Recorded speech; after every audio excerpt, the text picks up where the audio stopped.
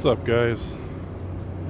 Working today on the campus of NIU on a 16-story tower, putting in some davits so people can tie off to the roof. So,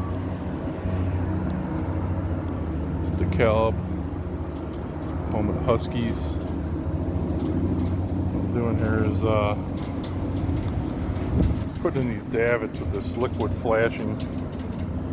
Mix it up with this stuff with a catalyst, and it put down a layer of mesh into it, a couple more layers on top, and the catalyst is like a hardener powder.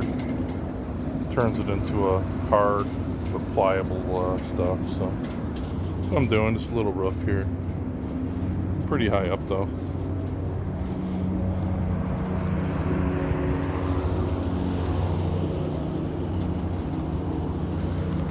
All I got for today, guys. I'm out. Dump the truck.